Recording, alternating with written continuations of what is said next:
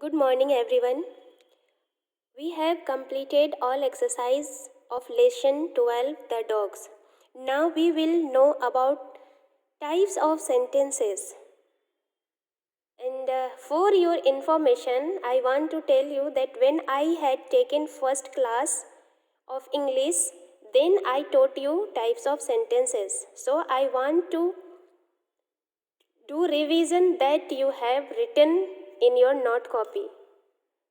Still I am repeating, so listen carefully. Types of sentences. Sentences may be classified according to their purpose. वाक्यों को उनके उद्देश्य के अनुसार विभाजित किया जाता है. There are 4 kinds of sentences: assertive sentence, imperative sentence, imperative sentence, interrogative sentence and exclamatory sentence. तो वाक्य को उनके उद्देश्य के अनुसार विभाजित किया जा सकता है. और अभी हम लोग यहाँ पे जो वाक्यों को डिवाइड किया गया है उसमें से हम 4 काइंड्स पढ़ेंगे: असर्टिव, इम्पेरेटिव, इंटेरोगेटिव और एक्सक्लामेटरी. और आपकी इन्फॉर्मेशन के लिए मैं बताना चाहती हूँ कि मैं जब इंग्लिश में फर्स्ट क्लास ली थी तो ग्रामर का पहला क्लास ली थी टाइप्स ऑफ सेंटेंसेस. और आपके पास नोट्स होगा तो प्लीज़ आप रिवीजन ज़रूर करेंगे. फिर भी मैं दोहरा रही हूँ तो आप ध्यान देंगे और अगला एक्सरसाइज, बाद की एक्सरसाइज को आप खुद से करेंगे. तो पहला है असर्टिव और declarative sentence makes a statement, it is follow by a period full stop. तो यहाँ पे कहता है कि एक असर्टिव या डिक्लेरेटिव सेंटेंस एक स्टेटमेंट को बनाता है, एक कथन को बनाता है, और यह जब इस वाक्य का अंत होता है तो अंत में फुल स्टॉप लगाया जाता है. एग्जाम्पल के लिए, Nandini went home very happy. Nandini खुशी खुशी घर वापस गई. This is not my umbrella. यह मेरा अम्ब्रेला नहीं है. The president is coming to Bihar. President Bihar आने वाले हैं. तो यहाँ पर जो सिंपल सेंटेंस होते हैं जिसमें ना ही किसी तरह का प्रश्न पूछे जाते हैं, ना ही आकस्मिक किसी खुशी, दुख या आश्चर्य का बोध हो, ना ही कोई ऑर्डर हो, ना ही कोई सुझाव हो और ना ही कोई रिक्वेस्ट हो, तो ऐसे वाक्य जो बिल्कुल सिंपल होते हैं उन्हें कहा जाता है डिक्लेरेटिव सेंटेंस या असर्टिव सेंटेंस. और हमेशा असर्टिव सेंटेंस सब्जेक्ट से शुरू होता है, सब्जेक्ट, वर्ब और ऑब्जेक्ट. नेक्स्ट है interrogative sentence. Ask a question, it follows by a question marks. तो ऐसे वाक्य जिनसे प्रश्न पूछे जाते हैं, प्रश्न पूछे जाने वाले वाक्य को इंटेरोगेटिव सेंटेंस कहा जाता है. जैसे, और क्वेश्चन 2 तरह का होता है, येस नो क्वेश्चन और दूसरा WH क्वेश्चन. तो येस नो क्वेश्चन उसे कहते हैं जिसका उत्तर केवल हाँ या ना में देते हैं. और WH क्वेश्चन ऐसे क्वेश्चन को कहा जाता है जिसका आंसर हमें एक वाक्य में देना पड़ता है. जैसे कि यहाँ पे दिया हुआ है, WH क्वेश्चन भी दिया हुआ है, yes no question. Who built the Taj Mahal. Taj Mahal को किसने बनाया, क्वेश्चन मार्क. या WH से शुरू हुआ, यहाँ पे हम यस या नो से आंसर नहीं कर सकते हैं. हम कह सकते the Taj Mahal built Shah Jahan. Whose name is on this coin. इस कॉइन में किसकी नाम है. तो कॉइन में जिसकी नाम है तो हम उसका आंसर दे सकते. तो ये आपका WH क्वेश्चन हुआ. Is the president coming to Bihar. क्या प्रेसिडेंट बिहार आ रहे हैं. तो इसका आंसर हम हाँ या नहीं में देंगे. तो याद रखिएगा कि क्वेश्चन ऐसे वाक्य जिससे प्रश्न पूछे जाते हैं इंटेरोगेटिव सेंटेंस कहलाते हैं. और इंटेरोगेशन सेंटेंस के अंत में इंटेरोगेशन मार्क्स लगाया जाता है, प्रश्न चिन्ह लगाया जाता है. और WH क्वेश्चन हमेशा WH वर्ड से शुरू होंगे और यस नो क्वेश्चन हमेशा हेल्पिंग वर्ब से शुरू होता है. जैसे हेल्पिंग वर्ब होता है is, am, are, was, were, has, have, had and will be, shall be, shall और कैन, मे, माइट, ये सब. तो ये जब हेल्पिंग वर्ब से शुरू होता है तो वो यस नो क्वेश्चन होता है, तो उसके अंत में भी क्वेश्चन मार्क्स होगा.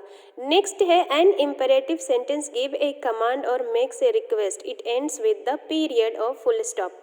यहाँ पे कहते हैं कि इम्पेरेटिव सेंटेंस कमांड देता है या फिर कोई भी कमांड मीन्स होता है आदेश देना। तो ऐसे वाक्य जिसमें आदेश दिया जाता हो, ऑर्डर दिए जाते हो या फिर रिक्वेस्ट किए जाते हैं, अनुनय विनय या आग्रह किए जाते हैं, किसी को सुझाव दिए जाते हैं या फिर मदद के लिए हम किसी से रिक्वेस्ट करते हैं, तो ऐसे वाक्य आपका इम्पेरेटिव सेंटेंस कहलाता है। ऑर्डर मीन्स होता है, ऑर्डर जो आदेश देते हैं, और ऑर्डर सेंटेंस जो कमांड होता है हमेशा मेन वर्ब से शुरू होता है। जैसे कि कह सकते हैं हम स्टैंड अप, खड़े हो जाओ, तो स्टैंड से शुरू हुआ जो कि आपका मेन वर्ब है। मतलब ये ऑर्डर है कि कोई भी क्लास में आते हैं, हम बैठे रहते हैं, स्टैंड अप बोलते खड़े हो जाते हैं। ओपन द विंडो, खिड़की खोलो। Bring me a glass of water, एक ग्लास मेरे लिए पानी लाओ। तो ये एक ऑर्डर है। लेकिन जब हम कहते हैं please give me your pen, कृपया मुझे अपना पेन दे दो, तो हम इसको रिक्वेस्ट करते हैं, रिक्वेस्ट करें, प्लीज़ वर्ड का यूज़ करते हैं, काइंडली वर्ड का यूज़ करते हैं, तो ये एक रिक्वेस्ट होता है। और सुझाव होता है सजेशन, जैसे कि कहा जाता है कि तुम्हें प्रतिदिन पढ़ना चाहिए, you should study every day, या फिर you should take medicine on time, तुम्हें समय पर दवा लेनी चाहिए। तो ऐसे वाक्य जो होते हैं सुझाव होते हैं। तो ऐसे वाक्य जिनसे सुझाव दिए जाते हैं, आदेश दिए जाते हैं या रिक्वेस्ट किए जाते हैं, ऐसे वाक्य आपका इम्पेरेटिव सेंटेंस में आता है। यहाँ पे है go round any field that you want to have, उस खेत के चारों ओर जाओ जिसे तुम पाना चाहते। यहाँ पे देखिए वर्ब से शुरू हुआ है, अतः यह एक इम्पेरेटिव सेंटेंस है और इसके अंत में भी फुल स्टॉप लगेगा। Come back here tomorrow morning, कल सुबह यहाँ पर आ जाना, ये भी एक ऑर्डर है क्योंकि यह वर्ब से शुरू हुआ है, इसलिए यहाँ पे फिर ये इम्पेरेटिव सेंटेंस है, जो भी ऑर्डर हो, रिक्वेस्ट हो या सजेशन हो, सबके सामने फुल स्टॉप लगाया जाता है। प्लीज़ डोंट टेल एनीबडी, कृपया किसी को मत बताना। तो ये जब भी हम सेंटेंस में प्लीज़ और काइंडली का यूज़ करते हैं तो वह एक रिक्वेस्ट होता है, और रिक्वेस्ट भी इम्पेरेटिव सेंटेंस में आता है। नेक्स्ट है an exclamatory sentence shows excitement और एक्सप्रेसेस स्ट्रॉन्ग फीलिंग्स। तो एक्सक्लामेटरी सेंटेंस एक्साइटमेंट, उत्तेजना को दिखाता है और कुछ स्ट्रॉन्ग फीलिंग्स जो अपने मन की भावना को व्यक्त करता है। आकस्मिक, अचानक हमारे मन में जो भावनाएं आती है वो जब प्रकट होता है उसे दिखाया जाता है, तो उसको कहा जाता है एक्सक्लामेटरी सेंटेंस, और उसका अंत भी एक्सक्लामेशन मार्क से होता है, जो कि ये है। एक्सक्लामेशन मार्क जैसे हम कह सकते हैं कि आकस्मिक खुशी, दुख या फिर आश्चर्य का बोध हो, और जब ऐसे वाक्य जो कि हमारी खुशी का भाव को व्यक्त करे, उदासी का भाव को व्यक्त करे या फिर आश्चर्य का भाव को व्यक्त करे, तो ऐसे वाक्य एक्सक्लामेटरी सेंटेंस कहलाते हैं। और एक्सक्लामेटरी सेंटेंस के अंत में एक्सक्लामेशन मार्क्स होता है, इसमें अधिबोधक चिन्ह होता है। जैसे ओह, जैसे हम कहते हैं कि कोई मर गया, अचानक फोन आया, फोन में हम कहते हैं कि कोई डेथ करे, तो एलास, एलास ही डाइड, तो ये आपका एक गम का है। कभी हम मैच देखते रहते हैं, जीत जाता है तो हम लोग जोर से चिल्लाते हैं हिप हिप हुर्रे, तो ये खुशी का है, आश्चर्य का। अचानक बोलते हैं, अचानक कभी किसी से मिलते हैं और हमारे सामने आ जाता है, तो आप यहाँ पे कैसे, व्हाट अ प्लेजेंट सरप्राइज। तो ये सभी हुआ जो कि आश्चर्य को दिखाता है, कभी आकस्मिक खुशी को दिखाता है, किसी दुख को दिखाता है, तो वो होता है एक्सक्लामेटरी सेंटेंस। और एक्सक्लामेटरी सेंटेंस का अंत में एक्सक्लामेशन मार्क्स होता है।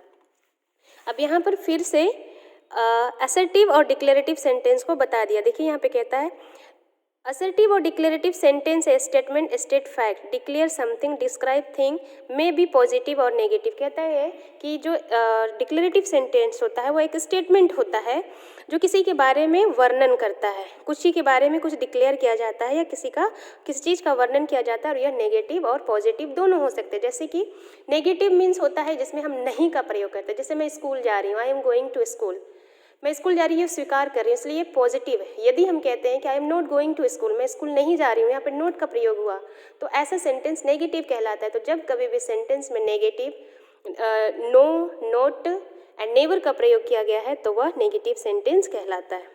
India and Pakistan are neighbours, India और पाकिस्तान नेबर है। तो यहाँ पे ये simple sentence, I don't want to this shirt, मैं ये शर्ट को नहीं चाहता। तो इस तरह से जो सिंपल सेंटेंस है जिसमें कोई भी आकस्मिक दुख का या फिर दुख, गम या खुशी का भाव ना व्यक्त हो, या फिर ऐसा सेंटेंस जिसमें कोई प्रश्न पूछा ना जाए, जिसमें कोई ऑर्डर ना हो, कोई आदेश ना हो, कोई कमांड ना हो, कोई सजेशन ना हो, कोई रिक्वेस्ट ना हो, तो ऐसे सेंटेंस आपका डिक्लेरेटिव सेंटेंस कहलाता है। तो नीचे आपका एक्टिविटी 7 में दिया हुआ है सेंटेंस को पहचानने के लिए, आप खुद से पहचान लेंगे क्योंकि यहाँ पे सबका सेंटेंस का अंत में उसका पंक्चुएशन मार्क्स दिया हो, उससे भी आप पहचान सकते हैं। तो आप ये एक्सरसाइज खुद ही बना लेंगे। Thank you.